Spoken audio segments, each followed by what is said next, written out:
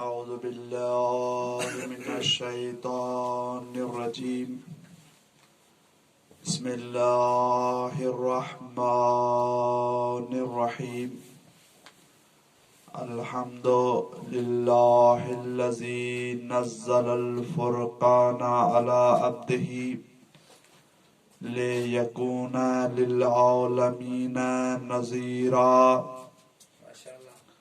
ثم الصلاة والسلام على من جعله شاهدا ومبشرا ونذيرا وداعيا إلى الله بإذنه سراجا منيرا وآله الذين أذهب الله عنهم الرجس وطهرهم تطهيرا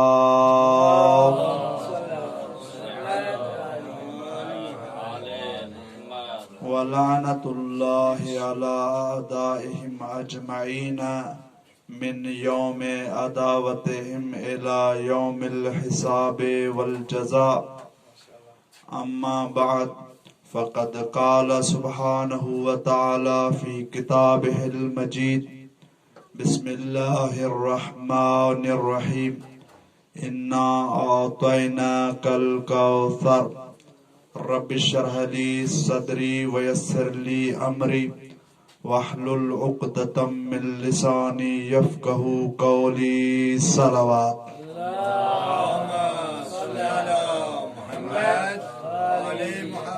سب سے پہلے رب العزت کی بارگاہ میں دعا ہے کہ ہمارا آنا اپنی بارگاہ میں قبول فرمائے، ہماری اس چھوٹی کاوش کو اپنی عبادت عالیہ میں شمار فرمائے، تمام مومنین کی نیک تمنائیں پوری فرمائے۔ خصوصاً اس وقت طلاب کی ایک ہی تمنا ہے، انہیں دنیاوی اور آخروی امتحانات میں کامیابی عطا فرمائے، ہمارے وقت کے امام کے ظہور میں تاجیل فرمائے، ہمیں امام کے غلاموں میں شمار فرمائے۔ دعاؤں کی مقبولیت کے لیے ایک بلند در صلوات۔ اللہم صلی علی محمد وآل محمد۔ زیادہ طول نہیں دوں گا، بس چند عرائض اور آپ سے دعا۔ پڑھنا کسی اور کو تھا، کسی وجہ سے قبلہ صاحب نہیں پڑھ سکے، ہمیں حکم ہوا اور میں آپ کی اس خدمت میں حاضر ہو گیا۔ ایام فاطمیہ ہیں اور کافی دنوں سے آپ بی بی سلام اللہ علیہا کے فضائل و مصائب سن رہے ہیں، میں بھی چند عرائض پیش کروں گا، شاید پچھلے دنوں میں وہ آپ سن چکے ہوں گے۔ بی بی سلام اللہ علیہا جس کا مرتبہ اس دنیا میں آدم سے لے کر خاتم تک، خاتم سے لے کر قیامت تک کسی خاتون کو یہ مرتبہ نہیں ملا جو بی بی سلام اللہ علیہا کو ملا، کیونکہ سیدۃ النساء العالمین ایک وہ رتبہ ہے جس کی کنیزی میں تمام خواتین آ جاتی ہیں، عالمین کی خواتین، عالمین کی مقرب ترین خواتین، حتیٰ کہ بی بی مریم سلام اللہ علیہا جس کے لیے قرآن میں ارشاد ہوتا ہے یا مریم ان اللہ اصطفاک و طہرک و اصطفاک علی النساء العالمین، حتیٰ کہ اس طرح کی عظمت والی بی بی کے غلاموں میں آ جاتی ہے۔ بہت بڑی عظمت ہے بی بی کی۔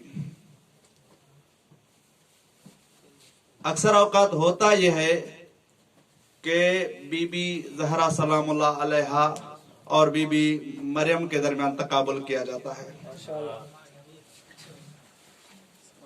اسی طرح اور بھی تقابل کیے جاتے ہیں، مولا امیر علیہ السلام کے ساتھ کسی اور کا تقابل کیا جاتا ہے، امام حسن علیہ السلام کے ساتھ کسی اور کا تقابل کیا جاتا ہے، یہ تقابل ہوتے ہیں۔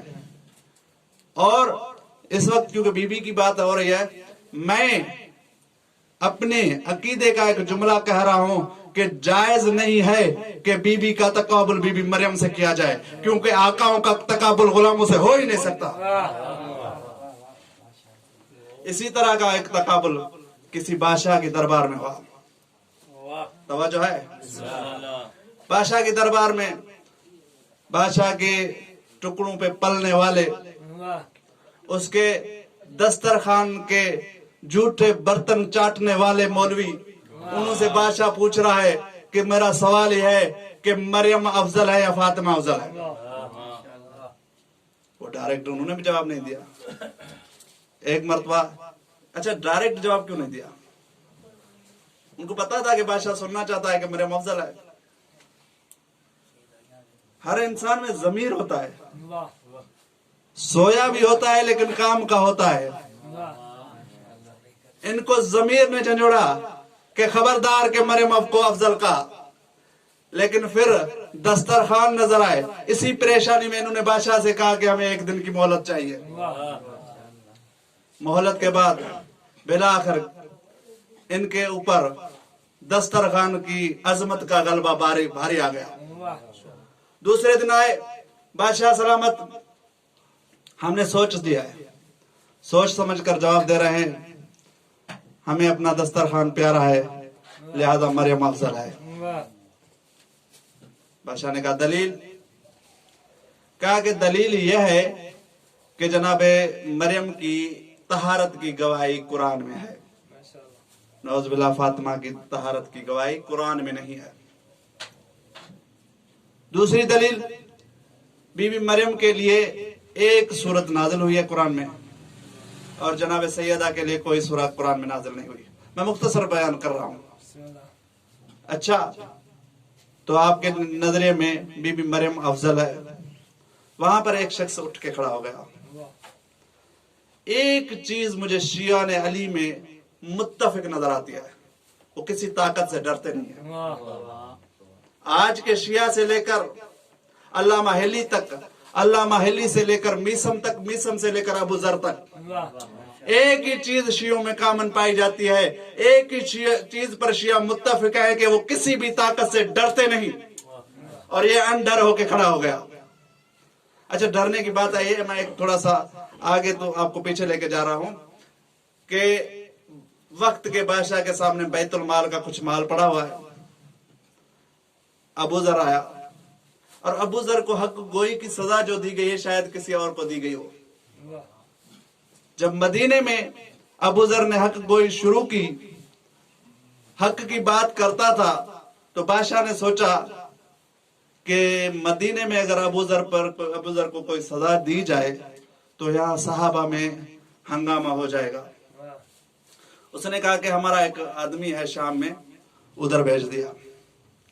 اور شام کی فضا جو انہوں نے بلند کی ہوئی ہے, شام کی فضاؤں میں ایک نعرہ انہوں نے بلند کیا ہوا تھا کہ علی نماز نہیں پڑھتا. اس کے علاوہ کافی سارا انہوں نے ماحول خراب کیا ہوا تھا, لیکن سب سے جو بڑا نعرہ تھا کہ علی نماز نہیں پڑھتا. اور جب علی کا غلام شام میں آ گیا اور شام کے مسجدوں میں نماز پڑھ کے بتاتا تھا کہ دیکھیں جو لوگ آپ کو کہتے ہیں کہ علی نماز نہیں پڑھتا, میں نے علی سے سیکھ کر نماز آپ کے سامنے پڑھی ہے. اس کا کردار لوگوں سے سوال کرنے لگا کہ آپ کے بادشاہوں, نمازی بادشاہوں کی نماز اچھی ہے یا جو علی کے غلام کی نماز ہے وہ اچھی ہے؟ یہ ابو ذر جب یعنی میں کہہ رہا ہوں کہ شیعہ کبھی طاقت سے نہیں ڈرتا. ایک مرتبہ بیت المال کا مال پڑا ہوا ہے. ابو ذر نے کہا کہ یہ کیا مال ہے؟ کہا کہ بیت المال کا مال ہے. کہا کہ تقسیم کیوں نہیں کرتے؟ کہا کہ تھوڑا ہے, تھوڑا تھوڑا آئے گا, کل جب دوسرا مال آئے گا تو تقسیم کروں گا. ابو ذر نے کہا کہ اگر کل آپ مر گئے تو,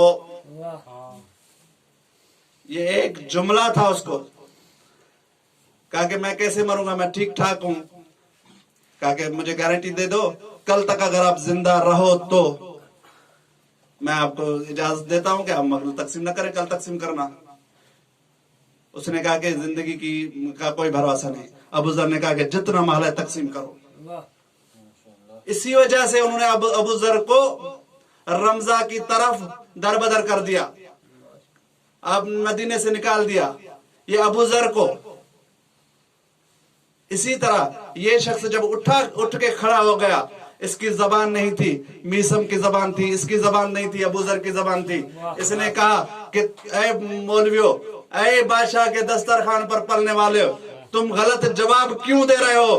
جبکہ حقیقت یہ ہے کہ فاطمہ کا اور جناب مریم کا کوئی تقابل نہیں. آپ جو تقابل کر رہے ہو گویا کہ ایسے تقابل کر رہے ہو کہ زمین کی بلندی کا آسمان کی بلندیوں سے تقابل کر رہے ہو. زمین کی بلندی کا آسمان کی بلندی سے کوئی تقابل نہیں. تو ایک دم دربار میں سکتہ ہو گیا. درباری خاموش ہو گئے. کسی کو یہ فکر ہونے لگی کہ جو لوگ ہیں وہ دربار سے منحرف ہو جائیں گے. کسی کو اس کی فکر ہونے لگی کہ اس کا سر قلم ہو جائے گا. بادشاہ نے کہا کہ آپ کے پاس کوئی دلیل؟ کہا کہ میرے پاس وہی دلیل ہے جو انہوں نے دی ہے. کہ کون سی دلیل؟ کہا کہ انہوں نے کہا تھا کہ حضرت مریم کے لیے قرآن میں طہارت کی گواہی ہے. یہاں فاطمہ کے لیے طہارت کی گواہی نہیں، پورے فاطمہ کے خاندان کے طہارت کی گواہی ہے. اے بادشاہ، انہوں نے کہا کہ جناب مریم کے لیے ایک آیت نازل ہوئی، ایک سورہ نازل ہوئی ہے جس کا نام سورہ مریم ہے. جناب فاطمہ کے لیے ایک نہیں 2 سورتیں قرآن میں نازل ہوئی ہیں جو پہلی آیت سے لے کر آخری آیت تک جناب فاطمہ کے قصائد بیان کر رہی ہے. ایک ہے سورہ حل عطا اور دوسری ہے سورہ کوثر.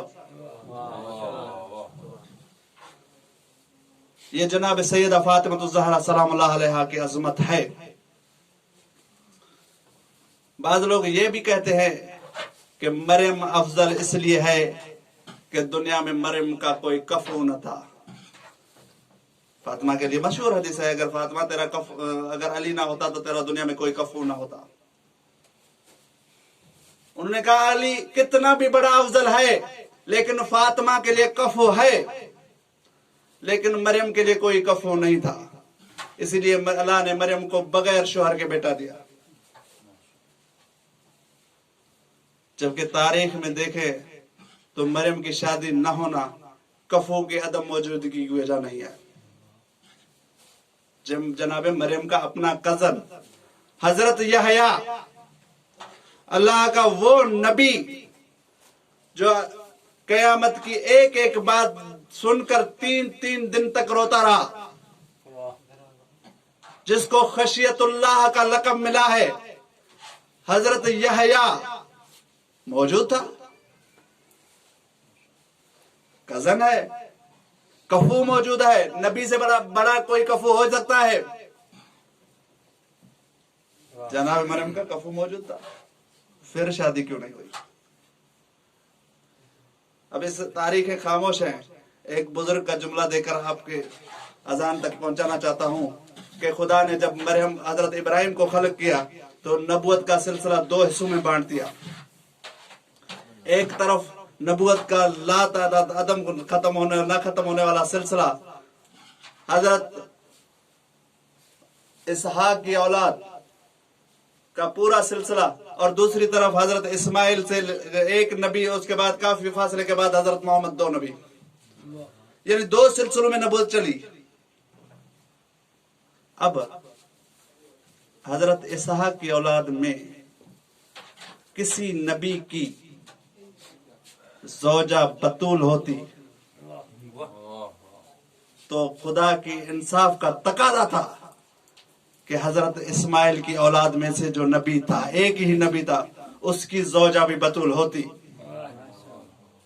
اور اسی تقاضا کو لوگ اٹھا کر کہتے کہ کیونکہ حضرت ابراہیم کے 2 اولادوں سے نبوت چلی، حضرت اسحاق کی اولاد میں سے ایک ایسا نبی تھا جس کی بیوی بطول تھی، لہذا حضرت اسماعیل کی اولاد میں سے ایک ہی نبی ہے، لہذا اس کی فلاں بیوی بھی بطول ہونی چاہیے. خدا جانتا تھا، اسی لیے ان کا ہمیشہ کے لیے منہ بند کر دیا کہ خدا نے حضرت مریم کو بغیر شوہر کے بیٹا دے کر یہ کہا کہ نبی کی بیٹی تو بطول ہو سکتی، نبی کی زوجہ بطول نہیں. حضرت مریم حضرت عمران کی بیٹی، حضرت عمران نبی تھے. جس طرح حضرت اسحاق کی اولاد میں سے خدا نے ایک نبی کی بیٹی کو بطول بنایا، اسی طرح حضرت محمد کی بیٹی کو بطول بنا کر خدا نے انصاف کے تقاضے پورے کر دیے۔ درود پڑھیں محمد و آل محمد کی ذات میں۔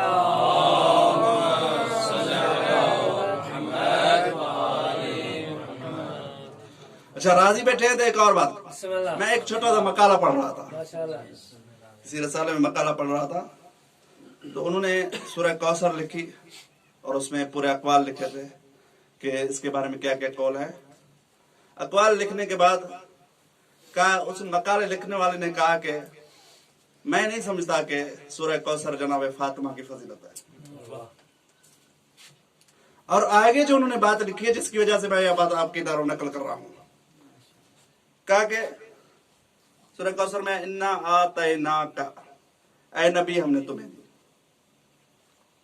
عطیہ نبی کو، عبادت کا حکم نبی کو۔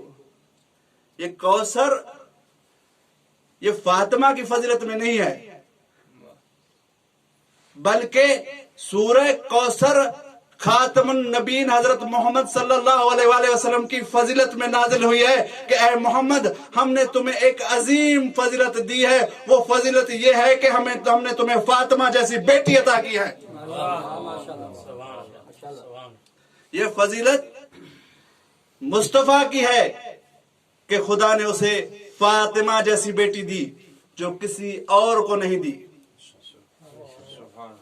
تمام نبیوں کو خدا نے بیٹے اور بیٹیاں دی، لیکن جس طرح کی بیٹی حضرت محمد کو دی، اسی لیے یہ عظمت مصطفیٰ کی ہے، حکم بھی مصطفیٰ کو ہو رہا ہے۔ وہ نبی جس کے لیے خدا کہتا تھا کہ اے نبی تم زیادہ عبادت نہ کیا کرو، تمہارے قدموں میں ورم آ جاتے ہیں، اسی مصطفیٰ کو خدا جب حضرت فاطمہ جیسی بیٹی دیتا ہے تو کہتا ہے فَصَلِّ لِرَبِّكَ وَانْحَرْ، اے مصطفیٰ اب تمہارے ورم کی ضرورت نہیں، اگر اب تمہارے ورم کی ہمیں پریشانی نہیں، کیونکہ فاطمہ دی ہے تمہیں نماز پڑھنی پڑے گی۔ یہ فاطمہ جس کی عظمتوں میں سے ایک عظمت یہ ہے کہ جب قیامت کے دن آئے گی، جناب فاطمہ سلام اللہ علیہا قیامت کے دن آئے گی تو اس کا شان و شوکت یہ ہوگا کہ پورا میدان محشر منور کر دیا جائے گا۔ بڑی روایت ہے، میں پوری روایت نہیں پڑھوں گا۔ تو جب بی بی سے کہا جائے گا، بی بی کیسے آئے گی، کس طرح آئے گی، یہ پوری روایت ہے، کہا جائے گا بی بی آپ جنت میں جائیے، بی بی کہے گی رک جائے گی، کہے گی تب تک جنت میں نہیں جاؤں گی جب تک میرے حسین کے رونے والے جنت میں نہیں جائیں گے۔ ہاں زیادہ حکم ہوگا کہ بی بی پورے میدان محشر میں جس کو چاہو جنت میں لے کے جاؤ۔ روایتوں کے جملے ہیں کہ پورے محشر سے بی بی چن چن کے اپنے شیعوں کو چنے گی اور انہیں جنت میں لے کے جائے گی۔ تو خداوند عالم ان شیعوں کی دل میں ایک بات کو القا کرے گا، ایک شیعہ تم بھی سوال کرو۔ تو شیعہ کہیں گے کہ خدایا ہماری عظمت بھی اس محشر میں اجاگر ہونی چاہیے، ہم نے جناب سیدہ کے عظمت کے راستے میں تکلیفیں سہی ہیں، ہم پر لوگوں نے بہتان ترازی کی ہے، ہمیں لوگوں نے اذیتیں دی ہیں، یہاں تک کہ ہمیں لوگوں نے کافر و مشرک کہا ہے۔ ہم چاہتے ہیں کہ ان لوگوں کے درمیان ہماری عظمت بلند ہو۔ تو آواز ہوگا کہ جس شخص نے آپ کو جناب سیدہ کے خاطر صرف اس کے لیے کہ آپ جناب سیدہ کے محب ہیں، جس نے پانی پلایا ہے، کھانا کھلایا ہے، لباس دیا ہے، یا سلام صرف سلام کیا ہے، اس کو چنو اور جنت میں لے کے جاؤ۔ روایت کے جملے ہیں جب یہ چنیں گے اب میدان محشر میں صرف 3 قسم کے لوگ رہیں گے، یا مشرک رہیں گے، یا کافر رہیں گے، یا منافق رہیں گے۔ ہاں زادارو اب جناب سیدہ روایتوں کے جملے ہیں کہ ایک ناکا پر آئے گی، ناکا پر آ کر ایک سوال کرے گی، خدایا میرے درمیان اور قاتلان حسین کے درمیان فیصلہ کیا جائے۔